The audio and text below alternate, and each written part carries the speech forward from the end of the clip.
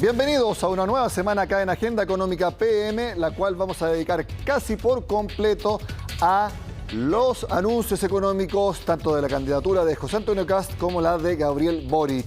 Desde acá a la segunda vuelta, ese será por supuesto el tema que más vamos a profundizar acá en el programa.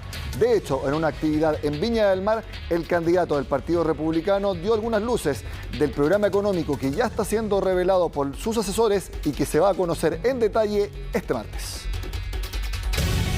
Aquí nosotros queremos un Estado pequeño, eficiente y austero, queremos trabajar hacia la baja en la carga tributaria, queremos resaltar el trabajo y la protección de los derechos, sobre todo los derechos de la mujer, queremos trabajar en temas medioambientales y una amplia gama de temas que hemos ido abordando en conjunto.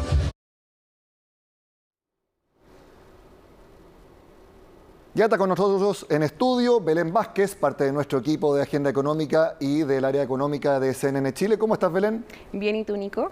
Muy bien, y notando cómo, al menos en este momento, José Antonio Kast se adelantó en presentar las propuestas económicas, los cambios que hizo respecto a la primera vuelta, mientras todavía Gabriel Boric no los presenta públicamente. Sí, ahí el candidato del Partido Republicano ha ido ganando terreno porque durante el fin de semana conocimos entrevistas de sus asesores económicos. El domingo en La Tercera estuvo José Luis Daza, que dio una entrevista bien extensa respecto a los cambios que se van a ir haciendo, y anoche tuvimos nosotros a Silvia Izaguirre en Tolerancia Cero. Veamos en el banner algunas de los cambios principales que se van a hacer y que ya fueron confirmados y anunciados por sus asesores. Tenemos que ya definitivamente no va a haber una rebaja al impuesto a las empresas. Las estimaciones de crecimiento que ellos tenían en torno al 7% también se redujeron, y además ahora se revela que un punto del IVA va a ir a pensiones. Todo, por supuesto, esto lo vamos a hablar en extenso en breve. Sí, exactamente. En el desglose, la primera propuesta para la primera vuelta de José Antonio Kast era que las empresas no iban a pagar un impuesto de 27%, sino que iba a bajar a 17%, una caída enorme. Y que en base a eso, como las empresas van a tener mucho más dinero para poder, por ejemplo, gastar en inversión, se iba a poder reactivar la economía tanto que el crecimiento fuera entre 5 a 7%. Entonces ahí viene el segundo cambio, que es este crecimiento de 3,5%. Yo me atrevería a decir que en esos dos están los cambios principales. Sí, hay un punto también que en tema de las rebajas de impuestos, lo que proponía José Antonio Kast era una rebaja casi generalizada de impuestos. Él también hablaba de impuestos al patrimonio, contribuciones, impuesto a la herencia. Todos esos temas ya quedaron descartados. De hecho, él había venido a hablar contigo en Agenda Económica, vino el 3 de noviembre a detallar parte de estas propuestas que tenía. En ese entonces ellos estaban en pos de rebajar el IVA a 2 puntos. Sabemos que el IVA es el mayor recaudador del Estado chileno y era una propuesta que siempre fue bien cuestionada, sobre todo en el escenario fiscal en el que nos encontramos después de la pandemia, con cuentas que están bastante afligidas, donde tenemos una deuda que va aumentando, y quiero que revisemos parte de lo que dijo Eduardo Guerrero en ese momento, el 3 de noviembre, contigo respecto a los impuestos y específicamente al IVA. Y en particular, respecto de las bajadas tributarias, nosotros hemos sido muy claros que precisamente por el compromiso con la sostenibilidad fiscal, el impuesto a las empresas, como ha sido tan dañino con la inversión y con el emprendimiento, es que lo vamos a bajar de inmediato. Pero en cambio el IVA y las otras reducciones tributarias las vamos a ir haciendo de manera gradual. Eso lo dijo Eduardo Guerrero acá en Agenda Económica para la primera vuelta. Ahora el escenario distinto, y lo estuvo comentando Silvia Izaguirre este domingo en Tolerancia Cero. Claro, ahí ella explicaba que estos cambios, esta gradualidad que se va a implementar tiene que ver con lo que yo te comentaba de las cuentas fiscales que están afligidas. Después de la pandemia hay un alto desempleo, se han debido entregar subsidios para fomentar el empleo, todas las ayudas que se entregaron han hecho que el Estado se encuentre en una situación bien complicada respecto a sus finanzas, y esta gradualidad que se pretende implementar responde a eso, a que hay que ser responsable en términos fiscales, y que de hecho fue uno de los puntos que más se les cuestionó al comando del Partido Republicano, que no era un programa que fuera sostenible fiscalmente, y ese punto lo aclaró también Silvia Izaguirre anoche en Tolerancia Cero. Escuchémosla. Ya no va lo de la rebaja de impuestos, si es que entiendo bien. No va la rebaja de impuestos. Mira, en la mesa lo conversamos mucho, había consenso de que los impuestos a las empresas en Chile, en comparación con los países OCDE, están por sobre y eso nos hace perder competitividad. Pero dado el escenario en que nos enfrentamos post pandemia, con necesidades sociales urgentes que atender, ¿verdad? Con un déficit fiscal importante y donde el Estado va a estar constreñido en los próximos años, es imposible, siendo responsable, pensar en una rebaja tributaria en el corto plazo. Bastante clara entonces lo que señalan. Por ahora no. Eventualmente más adelante puede que sí. De hecho, veíamos a José Antonio Kast al principio que hablaba de que le gustaría bajar la carga tributaria, pero por el momento está en stand-by. Y quisiera nuevamente volver a la gráfica que pusimos al principio, Belén. El último punto, que habla de reducción de 1 punto del IVA. Pero, a ver no, hay que aclararlo. No es que se iba a dejar de cobrar 2 puntos del IVA y que iba a cobrarse solamente 17%, sino que 2 puntos del IVA iban a ir a pensiones a las cuentas individuales. Eso como idea se mantiene, pero aquí vemos que va a ser menos que la propuesta original. En la práctica, la propuesta original sí planteaba una reducción de 19 a 17 y de ese 17, 10% iba a ir como recaudador al Estado y ese otro 7% se iba a utilizar una parte para gastos operacionales del Estado y otra parte se iba a destinar a pensiones. Ahora este es un anuncio que se hace y que se incluye, que no estaba en la propuesta original y lo que hace, pasemos al tiro entonces a revisar a pensiones ya que estamos en eso. La propuesta del candidato ahora tiene mucho que se recogió del programa de Sebastián Sichel. Sí. De hecho, gran parte fue informada por Patricio Rojas, que era el asesor económico de Sebastián Sichel, y lo que plantean ellos es que ahora 1 punto del IVA vaya destinado a las pensiones en una especie de cotización por consumo, que fue lo que se planteó también con Ignacio Briones. Sí, es lo que te mencionaba. Se sigue cobrando 19% de IVA y de ese 19%, 1%, 1 punto va a ir a pensiones a las cuentas individuales. Tú lo mencionabas muy bien. Eso fue una propuesta de Horizontal, que es el think tank, donde viene también Ignacio Briones y que fue parte, incluso una idea que él tenía cuando era ministro de Hacienda. Sí, esta cotización por consumo, digamos, en el espectro de la derecha de Chile Vamos, fue planteada primero por Ignacio Briones, luego la recoge Sebastián Sichel y ahora ya por tercera vez la recoge José Antonio Kast.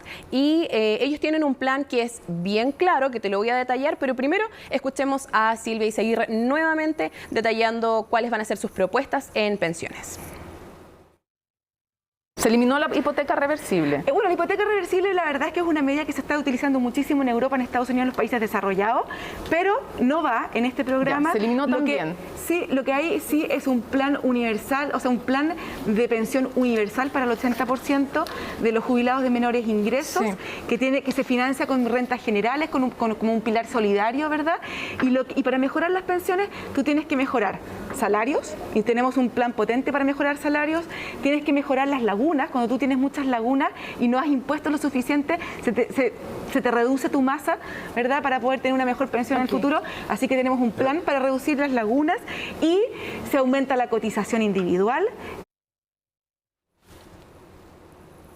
En concreto, entonces, los puntos que se plantean ahora van a ser una pensión básica universal de 180.000 pesos, ampliar la cobertura de esta pensión desde el 60% más vulnerable al 80%, seguros para evitar las lagunas previsionales y las AFP van a seguir existiendo y la cotización aumenta de 10 a 14% con cargo al empleador. Eso por el lado de José Antonio Kast. Mañana se conoce temprano detalladamente el programa de gobierno.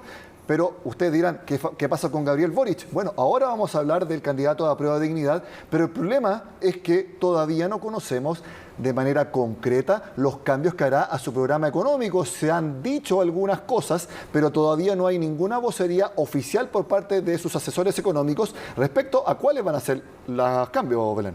Exactamente. Mañana se reúne el Consejo Asesor Económico de Gabriel Boric y, según lo que nos han informado de su comando, mañana debería definirse la fecha en la que va a darse a conocer estas modificaciones al programa. Revisemos en el banner cuáles son las principales modificaciones que tiene que hacer Gabriel Boric.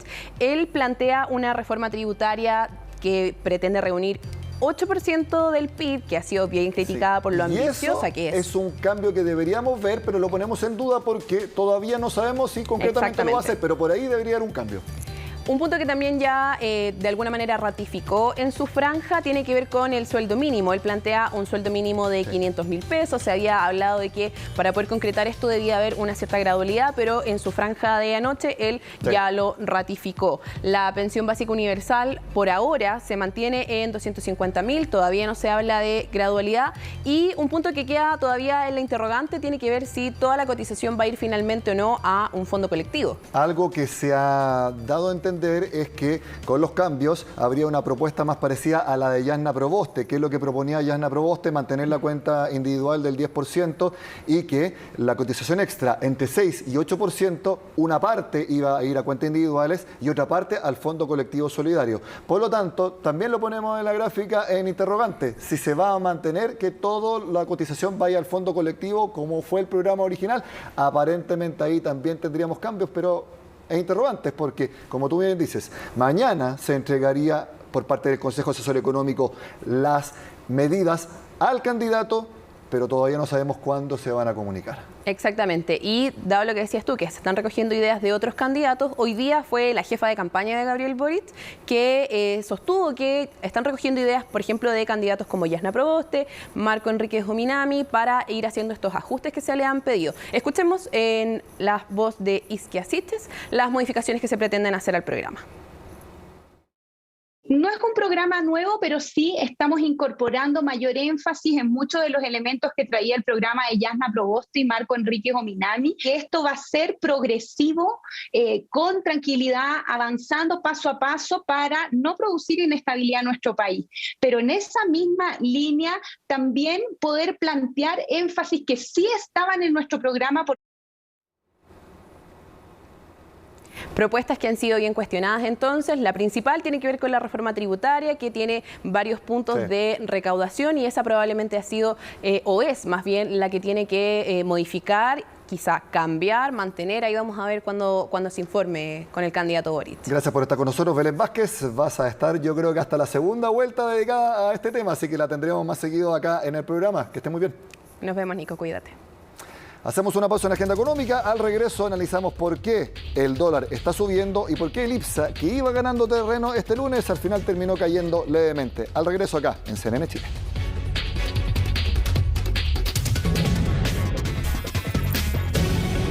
La segunda parte de la agenda económica de este lunes la vamos a dedicar al dólar y la bolsa de Santiago, porque están teniendo mucha volatilidad. Por ejemplo, el IPSA estuvo ganando gran parte del día, pero al final cayó levemente.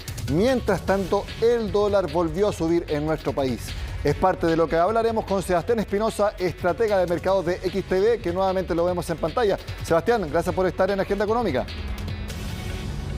Gracias a ustedes, Nicolás. ¿Cómo estás? Muy bien, partamos hablando del dólar, porque había estado algo más calma la divisa de los últimos días respecto a movimientos mucho más extremos los días anteriores.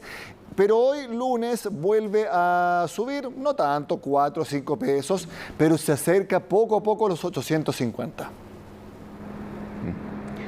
Exactamente, se acerca poco a poco a los 850 y también a los máximos de las últimas 52 semanas que coinciden en esa zona. Y bueno, para los analistas siempre los máximos de 52 semanas son un dato clave para ver qué está pasando con el precio de un activo. ¿Por qué tenemos que estar viendo al dólar subiendo, Sebastián? ¿Tiene que ver con las elecciones de segunda vuelta o también hay algunos factores internacionales que sí han incidido en el precio del dólar en el mundo? Sí, dos factores son los principales. Uno es efectivamente nos estamos acercando ya a 2 semanas, un poquito menos de la segunda vuelta de las elecciones presidenciales. Mucha incertidumbre. Yo creo que muy pocos tienen certeza de lo que pueda ocurrir en esa segunda vuelta, de quién pueda ser el próximo presidente de nuestro país y también de lo que pueda pasar en los siguientes 4 años como proyecto de gobierno, entendiendo también que el Senado está bien dividido, también lo que pasó la semana pasada, en donde el gobierno jugó sus cartas y finalmente el cuarto retiro se rechazó. Entonces eso añade más incertidumbre al mercado y por otro lado también la aparición de este mal amigo, la nueva variante de coronavirus, Omicron, que también ha hecho que el cobre caiga. Si miramos acá en la plataforma, por ejemplo, vemos que el cobre lleva ya un buen rato cayendo tras haberse acercado a los máximos que había alcanzado este año, que son máximos históricos también, cercanos a los $4,87 la libra. Y desde ahí ya está teniendo una caída importante y eso presiona también al alza en el tipo de cambio que se está acercando a los 850 pesos. Que el cobre caiga significa que el mercado anticipa que va a haber una menor actividad, especialmente por parte de China. Entonces, la variante Omicron, me equivoco, es Omicron, termina en N, yo me equivoco muchas veces. Omicron. Nos indica entonces que esa variante va a ser bastante más problemática de lo que uno podía suponer. Yo creo que es más pánico que otra cosa. Al principio el mercado reaccionó cuando hablábamos hace 2 semanas atrás de manera muy fuerte en un solo día. Ahora se está esperando datos, mayor información respecto a cómo pudiera resultar o afectar al mundo esta nueva variante. Si efectivamente es tan contagiosa como se dice y si efectivamente estas investigaciones que ya han iniciado algunas de las compañías que fabrican vacunas realmente van a tener que seguir llevándose a cabo para encontrar una nueva solución que se pueda inyectar a todo el mundo y sí poder protegernos. Si eso se tiene que llevar a cabo, se entiende que mientras no haya nueva vacuna se puedan tomar nuevas medidas. Por ejemplo, bueno, en Estados Unidos hoy día Nueva York anunció vacunación obligatoria para los trabajadores del sector privado y también para niños entre 5 y 12 años para que entren al restaurante. Y eso en Nueva York y en un país tan poco restrictivo como Estados Unidos trae un poquito de temor, de susto y claro, al haber temores de una menor actividad económica, si se toman medidas más restrictivas, el cobre, que es un principal indicador de la renta variable y de cómo está la economía, empieza a retroceder inmediatamente.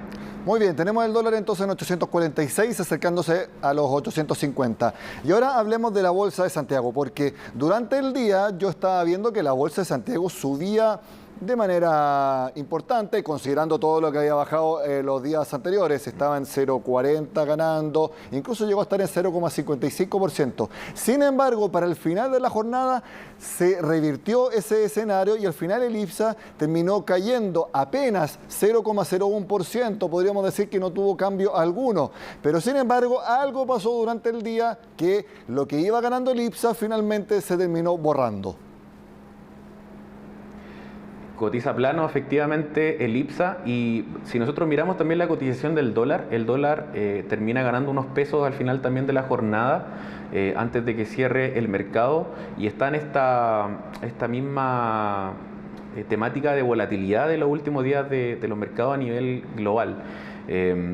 Las elecciones, también lo que ha pasado con la TAM, que ha traído más susto a la bolsa chilena, nuevos informes, evaluaciones también de lo que pudiera pasar con el 2022 en la economía. Por ejemplo, Fitch ya está proyectando que en Estados Unidos las ventas minoristas empiecen a caer en medio de este escenario inflacionario y el haber menor liquidez. Acá en Chile las tasas de interés ya se bajaron y el mercado ya lo tiene descontado.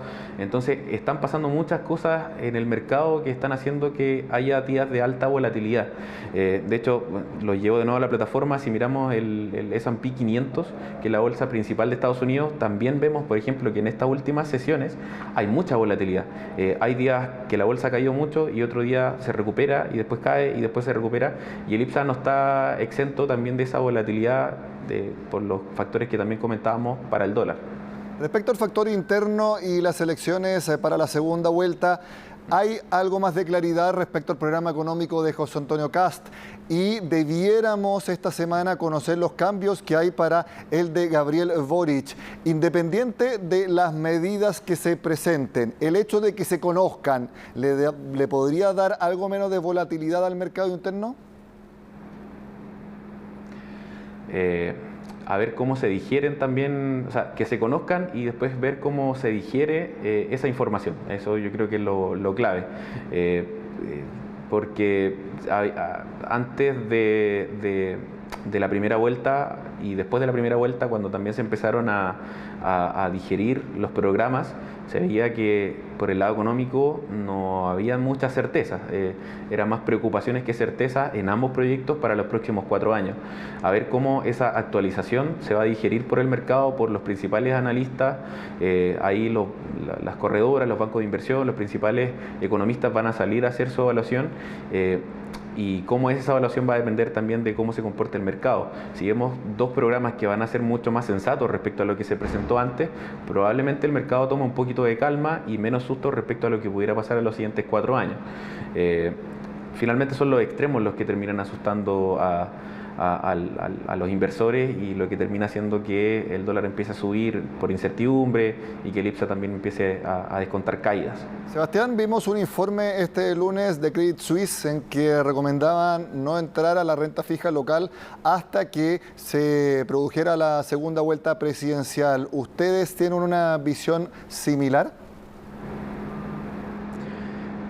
Sí, la verdad es que vimos que se rechazó el 4.º retiro y de inmediato se empezó a anunciar un 5.º retiro y un retiro del 100%. Entonces, yo creo que también este informe del Credit Suisse va en esa línea, en que a ver quién sale presidente y ver cuáles son los tonos, porque probablemente los inversionistas y el mercado tome a Gabriel Boric como un candidato más pro a hacer un nuevo retiro, probablemente, y eso, bueno, los retiros del 10% han afectado directamente a la renta fija local. Entonces, en este escenario de volatilidad que se rechazó el 4.º retiro y de inmediato se presentó uno nuevo, añade más incertidumbre todavía también para la renta fija. Sebastián Espinosa, estratega de mercados de XTV, como siempre, gracias por estar en Agenda Económica. Que estés muy bien. Que estés muy bien, Nicolás. Hasta luego. Bueno, acá en Agenda Económica durante todos estos días vamos a seguir analizando en detalle las definiciones económicas tanto de José Antonio Kast como de Gabriel Boric. Así que sigan con nosotros acá en Agenda Económica y por supuesto en CNN Chile.